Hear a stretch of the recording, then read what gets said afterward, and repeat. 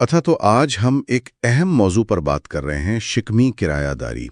ख़ास तौर पे जब बात आती है वक्फ अमलाक की, जैसे मस्जिदों से जुड़ी दुकानें। जी बिल्कुल। ये अक्सर ना एक उलझावा सा मामला लगता है।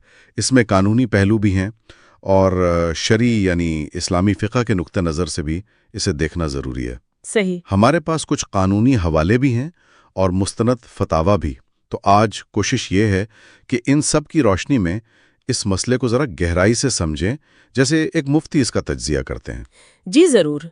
देखें, शिकमी किराएदारी बुनियादी तौर पर तो ये है कि कोई शख्स किसी जगह पर, किसी प्रॉपर्टी पर काफ़ी अरसे से काबिज़ है, मगर वो कानूनी मालिक नहीं है, और ये ताल्लुक अक्सर आप कह सकते हैं गैर रस्मी सा होता है। अच्छा। जिसकी वजह से असल मालिक और ख़ासकर वक्फ के मामले में वक्फ का जो इदारा है और काबिज़ के दरमियान अक्सर मसाइल खड़े हो जाते हैं। ठीक है, तो चलें इसको खोलते हैं। सबसे पहले तो ये बताएं कि इस्लाम का बुनियादी उसूल क्या कहता है। किसी की ज़मीन पर उसकी मर्जी के बगैर कब्जा करना कैसा है? देखें, इस्लामी शरीयत में ना ये बात बहुत ही वाज़ेह और सख्त है। किसी की ज़मीन या जायदाद पर मालिक की इजाज़त के बगैर कब्जा करना उसे गस्ब कहते हैं। गस्ब? जी। और ये कतई तौर पर हराम है। सही बुखारी की एक हदीस है जिसका मफहूम है कि जो शख्स बालिश्त भर ज़मीन भी नाहक यानी गलत तरीके से दबाएगा, जी जी। तो क़यामत के दिन 7 ज़मीनों का तौक उसके गले में डाला जाएगा। अल्लाहु अकबर, ये तो बहुत संगीन वईद है। जी, बहुत संगीन। और ये उसूल हर किस्म की जायदाद पर लागू होता है, सिर्फ ज़मीन पर ही नहीं। सही। अब इस उसूल को वक्फ अमलाक पर लागू करें, जैसे मस्जिद की दुकानें। अक्सर हम देखते हैं लोग बहुत ही कम किराए पर दुकान ले लेते, बिल्कुल। और फिर इसे आगे किसी और को ऊने पूने दामों में नहीं बल्कि ज्यादा किराए पर देकर खुद मुनाफा कमा रहे होते हैं। जी, ये एक बहुत बहुत आम मसला है। तो शरीयत इस बारे में क्या कहती है? देखें, यहाँ मामला और भी ज्यादा नाजुक हो जाता है। याद रखें, वक्फ की जायदाद जो है ना, वो अल्लाह की मिल्कियत समझी जाती है। अच्छा।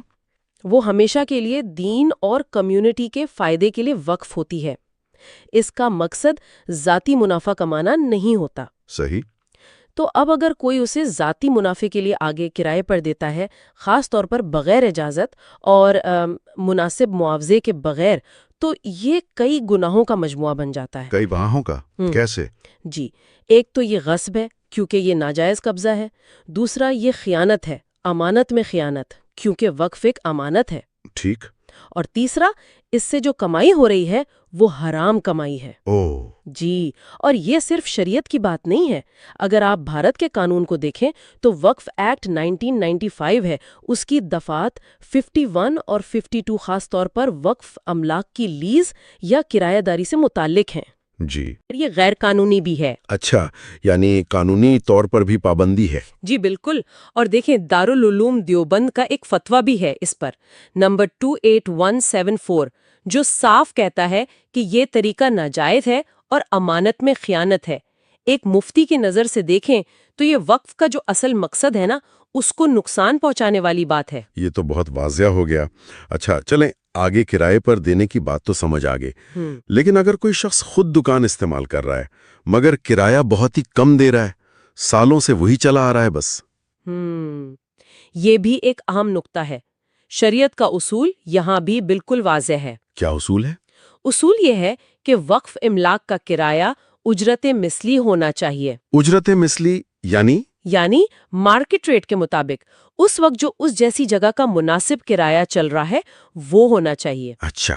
और ये सिर्फ किराएदार की जिम्मेदारी नहीं है, जो मस्जिद कमेटी है या वक्फ के मुंतजिमीन हैं, उनकी भी ये जिम्मेदारी है कि वो यकीनी बनाएं कि किराया मार्केट के मुताबिक वसूल हो। यानी कमेटी पर भी जिम्मेदारी है? जी बिल्कुल। अगर मार्केट रेट से बहुत कम किराया लिया जा रहा है तो ये वक्फ के साथ नाइंसाफी है। ये वक्फ के मकसद को नुकसान पहुंचाना है, जो खुद गुनाह है। सही। इस पर भी दारुल उलूम देवबंद का एक और फतवा है, ID 167003, जिसमें इसी बात पर जोर दिया गया है कि कमेटी और किरायादार दोनों पर लाजिम है कि वो मार्केट रेट तय करें और अदा करें। फ़िक़्ह का बुनियादी उसूल है कि वक्फ के मफाद का हर हाल में तहफ़्फ़ुज़ किया जाए। تو مطلب یہ ہوا کہ بہت پرانا کم کرایہ دیتے رہنا بھی شرعی طور پر درست نہیں ہے؟ جی درست نہیں ہے، اسے ٹھیک کرنے کی ضرورت ہے۔ اچھا، اب ایک اور بہت اہم سوال جو ذہن میں آتا ہے، یہ جو دکان کرائے پر لی ہوئی ہے، چاہے کم کرائے پر یا جیسے بھی، اگر کرایہ دار کا انتقال ہو جائے جی تو کیا یہ دکان اس کے بچوں کو، وارثوں کو مل جائے گی؟ کیا یہ وراثت میں شمار ہوتی ہے؟ نہیں، ہرگز نہیں، یہ ایک بہت ہی عام غلط فہمی ہے ہمارے معاشرے میں۔ اچھا، جی دیکھیں، کرایہ دار کبھی بھی مالک نہیں بنتا، چاہے وہ 50 سال سے بھی کیوں نہ بیٹھا ہو۔ کرایہ داری کا جو معاہدہ ہوتا ہے نا، وہ بنیادی طور پر ایک محدود مدت کا معاہدہ ہوتا ہے۔ کرایہ دار کی موت کے ساتھ وہ معاہدہ ختم ہو جاتا ہے۔ ٹھیک۔ اور چونکہ وقف جائیداد اللہ کی ملکیت ہے، کسی فرد کی ذاتی ملکیت تو ہے ہی نہیں، اس لیے یہ کسی کی میراث یعنی وراثت کا حصہ بن ہی نہیں سکتی۔ تو وارثوں میں تقسیم نہیں ہو سکتی؟ بالکل نہیں، نہ تقسیم ہو سکتی ہے، نہ کسی ایک وارث کو مل سکتی ہے بطور وراثت۔